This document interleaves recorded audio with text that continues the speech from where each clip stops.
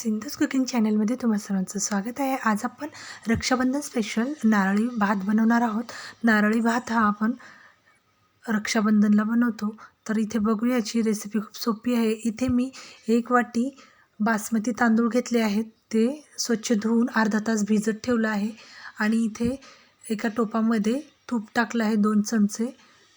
तूप छान वितळलं की पण त्याच्यामध्ये 2 ते 3 विलायची आणि लवंग टाकले आहे 2-4 आणि हे छान असं परतून घ्यायचं। आणि आपले अर्धा तास भिजत ठेवलेले हे तांदूळ त्याच्यामध्ये टाकून थोडंसं परतून घ्यायचं। तांदूळ असे तुपामध्ये परतून घेतले की भात आपला नारळी भात एकदम मऊ आणि सुटसुटीत पण होतो। 1-2 मिनिट आपण छान असं तुपामध्ये परतवून घ्यायचं आहे हे तांदूळ। आता त्याच्यामध्ये 2 वाट्या गरम पाणी टाकलं आहे। हे भात आपण कुकरला लावणार आहोत, कुकरला एकदम सॉफ्ट आणि मऊ होतो। तर आता तोच मी भात कुकरला 2 शिट्ट्या 1 ते 2 शिट्टीमध्ये हा भात छान असा शिजून येतो। हे बघू शकता, इथे मी 1 शिट्टी काढून घेतली कुकरची। आपला भात छान असा शिजलेला आहे। आता आपण हा भात थंड करायला साईडला ठेवून देऊया। 1 वाटी तांदळाला 2 वाटी पाणी टाकायचं आहे आणि पाणी गरमच टाकून कुकरला लावायचं। लगेच भात छान मोकळा सुटसुटीत शिजतो। आता इथे मी एका कढईमध्ये 1 वाटी ओलं नारळ किसलेलं ते घेतलं आहे। 1 वाटी तांदूळ आहेत तर 1 वाटी किसलेलं ओलं नारळ घ्यायचं आहे। नारळ पण थोडंसं परतवून घ्यायचं, म्हणजे खमंगपणा छान असा येतो भातामध्ये। तर नारळ थोडंसं परतलं की 1 वाटी गूळ टाकला आहे। गूळ पण 1 वाटी घेतला आहे। तुमच्या आवडीनुसार तुम्ही कमी जास्त करू शकता।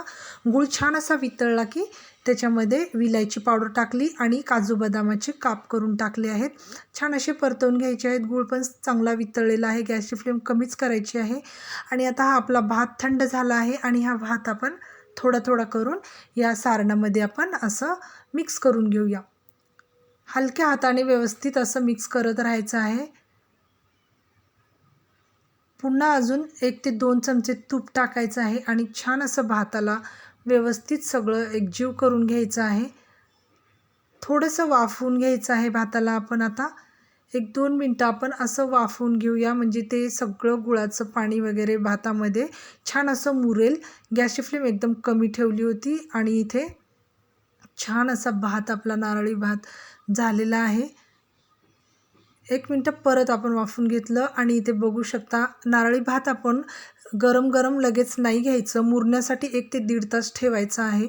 आणि मग बघू शकता, इतका छान असा सुटसुटीत आणि एकदम चविष्ट असा नारळी भात तयार आहे। व्हिडिओ आवडला तर लाईक करा आणि चॅनलला सबस्क्राईब करा।